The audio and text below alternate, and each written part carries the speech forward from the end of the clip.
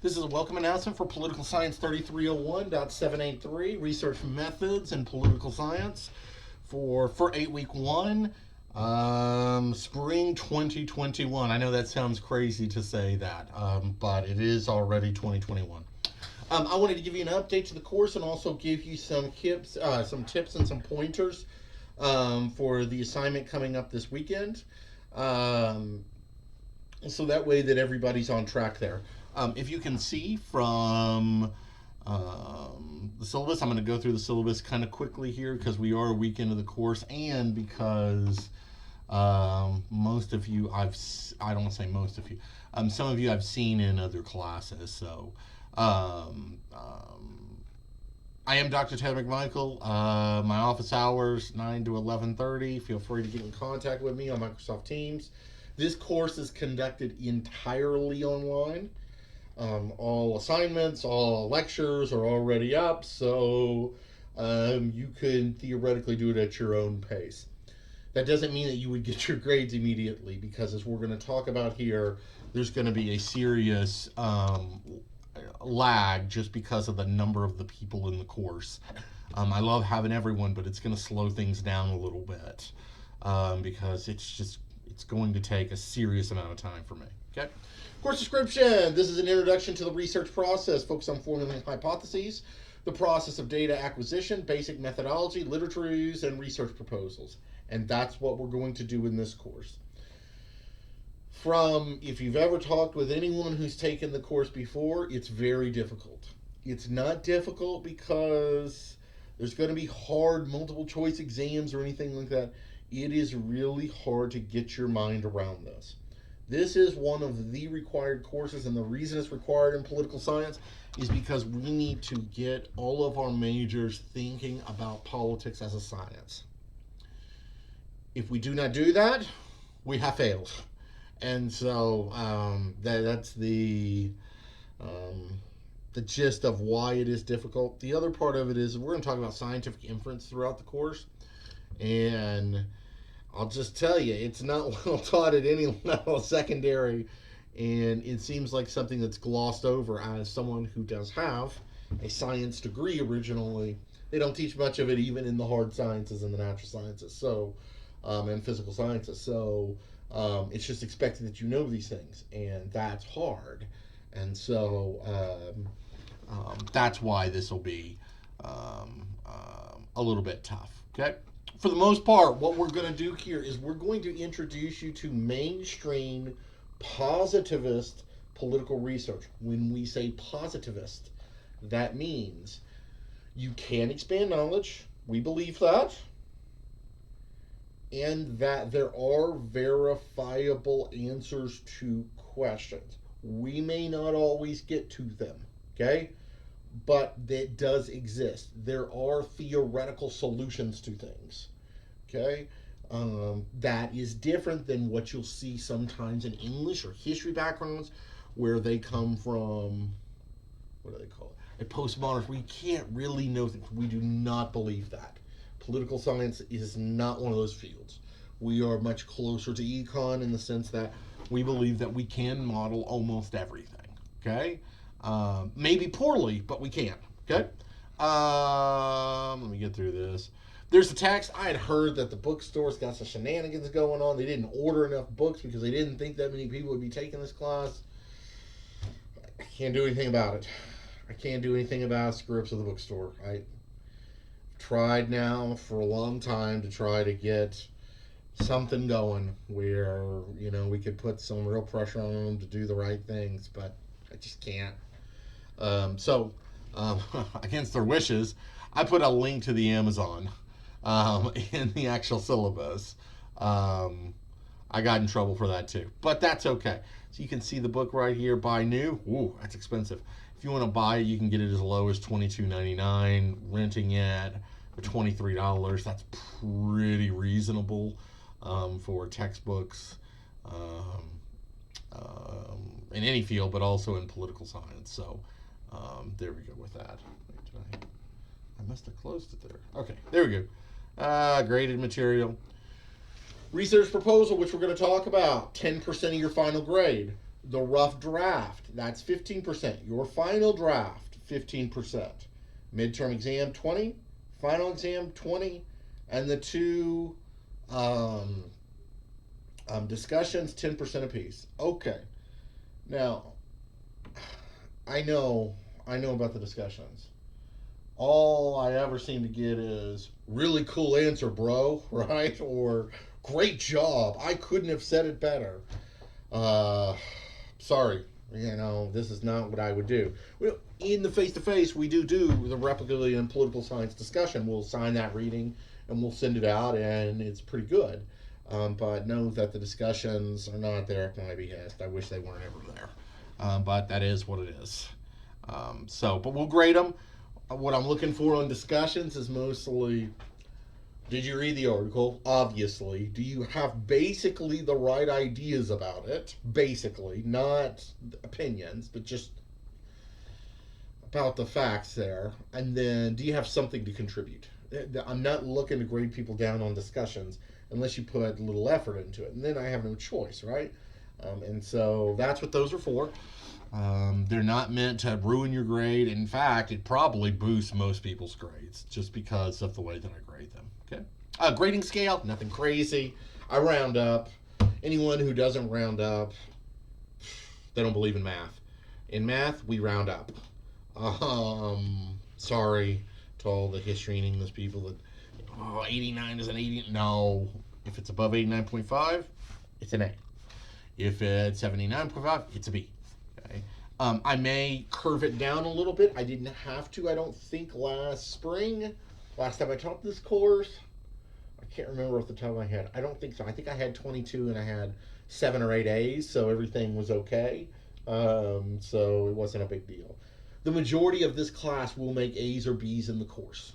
I don't mind telling you that going in. A's are tough. B's are for people who are doing the work. C's are for you're not doing the work. D's are for you're not doing the work and you've done something. And F's are usually when students don't do anything. Okay, but I may curve it at the end. I won't curve it in the middle. So you won't see things like a curved exam grade. What you'll see it is at the end of the semester. Okay. Accommodation students with disabilities. These probably should have already been into me, and I don't believe we have any in this course, but I'll read it anyway, just to make sure we're okay. The University of Texas, Permian Basin, in compliance with the Americans with Disabilities Act and Section 504 of the Rehabilitation Act, provides quote-unquote reasonable accommodations to students with disabilities. Only those students who an instructor has received an official letter of accommodation sent by the Office of ADA for Students will be provided ADA accommodations. When I read that, I kind of sound like when you go on the airplane and they're like, hey, the seatbelt, you're like, 2 forward, exit right, exit at the back, right? But there we go with that. Our ADA officer for students is Mr. Paul Leverington. Nice guy. We have a good relationship. He sends me the email. I implement it. I send an email to you saying everything's good. If not, let me know. And everyone's good. He's over here in Mesa, 4696, ada.utpp.edu. Okay? Easy breezy. And of course, you can read sexual harassment, sexual misconduct policy. I sincerely hope it's never an issue in this course or any other course, but it is there if you want to report sexual misconduct to any university employee. Okay, so there you go. There's other things you can contact too. They even have a confidential one. So scholastic dishonesty, we're not doing it, right? And I think I have in there sort of what it's for. Second Nation authentication assignment. Y'all have already started to do it. I think I put it as the 17th for when it's due. Most of you have done it. I'll grade those here pretty quickly. 22 of the however many students in here. I think it's 29, but I could be wrong about that. 29 or 30, which we'll get to here in a second. So I'll do those. They'll be easy breezy. We've got to do that for accreditation purposes. Make sure that the people doing the course are the same. The people that are completing the course are the person who they say they are. How about that? Yeah, that's better. All right. Course policy is professionalism. This is an upper division course in political science. As such, professionalism is required, including completing your work by the due date. If you do not, a 0 will be given for the requirement. My general rule is everything you submit must be taken with the seriousness of a job application for your dream job. Okay, and there we go with that. Complete honesty. I'm going to be really honest with you. Okay, when I write something, I'm not going to write great job if it's not a great job. I'm going to write what I think. Sometimes it comes across as a little bit harsh, but what I think is a big part of developing political scientists, especially, is developing thick skin and being able to take some criticism as long as it's not directed as you as a person, right? We're criticizing the work, not the person. Those two things are separate things, and so you'll see that, right? You'll see, all right, just not good enough. I'll write that. This is just not good enough. Low effort. I'll write things like that, and I hope I'm not going to be changing the world. You won't. It shouldn't be a surprise what I write. Okay. Writing aids in the course. Write well. This is not a suggestion, but a rule. If you can go to the writing center. Usually have an English background. They don't have any background in technical writing like we're going to do in this course. You can ask students for comments. Now they can't crib your arguments or anything else or could act dishonestly. Okay. Third, you may submit your paper to me a week before the due date, and I'll read it for you. I'll give you comments, and you can resubmit your paper. However, you must email paper 1 week before the due date. Okay. This is a big one in this course. Okay. And I'm going to get it out of you. I'm going to get it out of students, and in the online version is the hardest. Let me be very, very clear. Do not attempt to pass off your political opinions as legitimate work. Political science is about the science of politics, explaining why things happen. An argument you cribbed from Sean Hannity or Rachel Maddow is not good enough for us. It's just not good enough. And I'm going to say it's not good enough. And it's just not going to be enough here. And anything that leans that way, I'll write it up as that. You got to get away from it.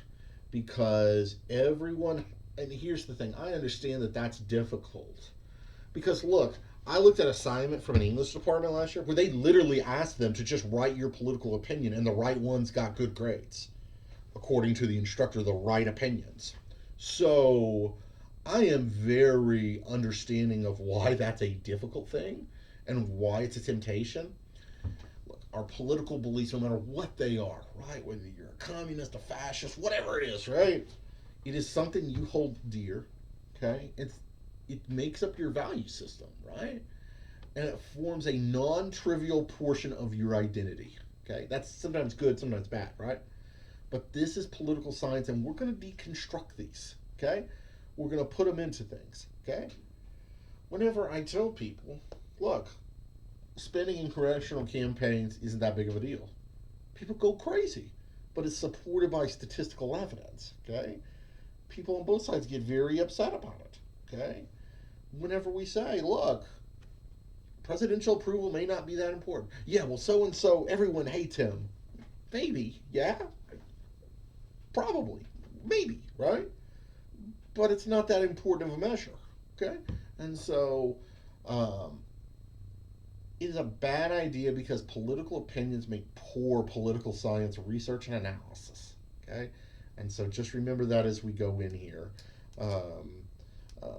I didn't make it as clear as possible last spring, and I got some terrible things, and it was one of the reasons why. And those students ended up B- or C just because it was so bad. It was so bad, and it is what it is there. So make sure you're not doing that in this course, especially. So there we go. Okay. Almost none of you can come to my office hours. You can email me, though. Email's the best way. You can go through Canvas. You can go send a message to McMichael, right? It'll pop right up. You can go and write whatever you want, right? Taylor, you're terrible, right? Whatever you want to write, you can do that, okay? You can call my office. My office phone number is 432-552-2340.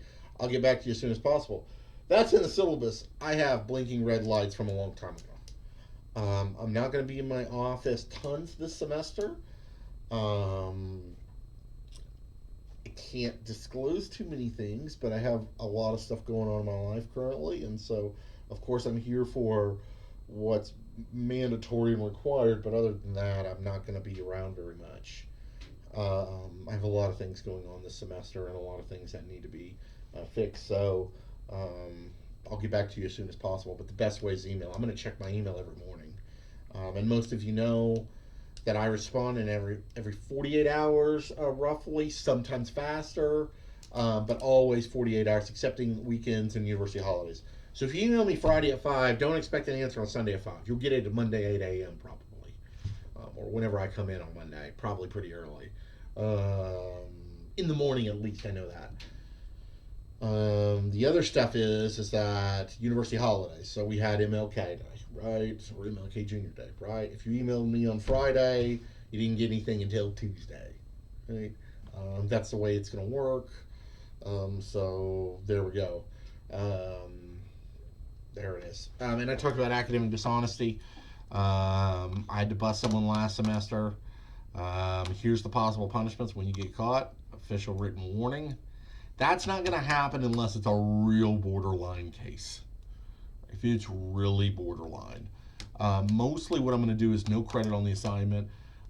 If the assignment is less than 10% of the final grade, then I'll give you a penalty of 1 letter grade. I do that in the intro. So, or if it's an egregious thing for a first-time offense, automatic F for the course. A first-time offense F is something like you broke into my office or something like that to steal an exam. I mean, you have to really be going for it there. That would be for a second time. And before you go, Taylor, who would cheat twice in your class? Trust me, it's happened. It's happened in this exact class, although it was in the face-to-face version, not in the online. But it has happened before. iPad on the first exam, not good. I knew that one. And then second one, she used the wrong formulas. She used the wrong formulas and somehow got all the right answers. What a genius, right? So there we go. All right, extra credit. There is no extra credit in this course. Don't. Late work. I do not accept late work, but I do give an 8-hour grace period. Also, if you're having trouble, things like that, I'm really easy breezy. If you say, Taylor, I need an extension of 24 hours. I need an extension. In fact, I think I've already given one. So if you come to me and you say, hey, or you email me and you say, Taylor, stuff's going crazy at my work. Can you give me 48 hours extra? I'm going to say, sure. If you email me on the Monday after it was due and say that, I'm going to say, no chance. Okay? So make sure you're doing that and keeping up and just keeping me in the loop. I know sometimes it's not fun to let your professor know what's going on, but you got to let me know these things, okay? Submitting your research paper, 2 acceptable formats, Word or PDF. Word documents can either come in doc or docx format. If you're technically inclined, you can use text or any other derivative latex, PDF latex, Z latex, which I do, to compile PDFs. I don't need your source, though. I just need your PDF. I don't want to see the source. And so it'll automatically compile the PDF for you. If you want to use those things, feel free to shoot me an email and I'll send you all my notes on it. It does take time to learn how to do, so most of you probably won't. Feedback. Here's where we needed to talk. I provide extensive feedback when I return written work. Many students that have taken my upper level class know this, but it bears repeating. I usually write at least a couple paragraphs about your work. To do this, I have to read pretty carefully, so be aware that I do. The other part of this is it's going to take me time to get probably not your research proposals. I can do those relatively quickly, okay? But your rough drafts where you have a full draft of the paper and we're looking at somewhere 6 to 12 pages, there are 30 people. Well, let's see what the exact number is here. Let's see what the exact number is. Let's see. Let's see what it is.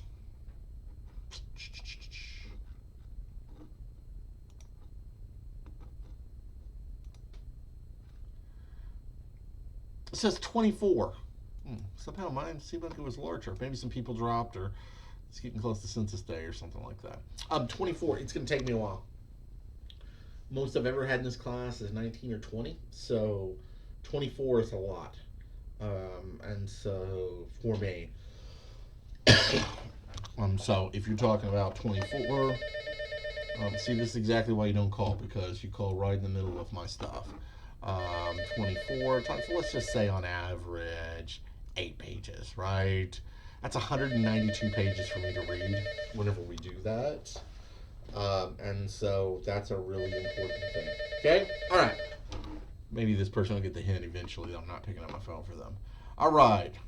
And so whenever we talk about that, it will take a little bit longer to get you things. We're already going. Research proposals are due this Sunday, so let's go over that a little bit. Okay?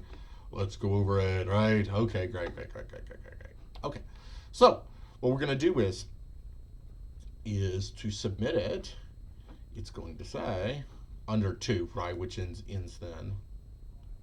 I should probably make links to all of them too. I might do that. Here's your research proposal there, okay? All research questions must be approved in the instructor. The research questions in the lecture and reading both give you a concrete idea on how to construct empirical research questions. The assignment is to write a research proposal of roughly 250 to 600 words. I'm looking for 400 is kind of that sweet spot. That introduce the topic you're wishing to examine, asks an empirical research question, and gives a very rough plan of action for your research paper. I'm going to grade them on clarity, knowledge, literature, and the ability to complete the project. If you write, I'm going to collect data on all these things and do all this, you're not going to have enough time in 8 weeks. If you say to me, I'm going to write a paper about how demographics matter in voter turnout, I'm going to say that's possible, right? If you write something that says, I'm going to write a paper about why some authoritarian nations turn towards democracy, okay? That's approvable. That can be done. There's lots of literature out there on it. There's a lot of empirical literature out there on it. It can be done.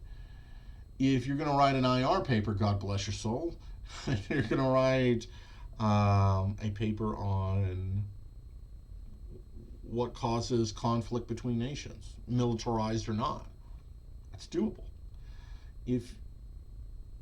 So the more complex and the more specific to politics of the day it gets, the harder it gets for me to approve it.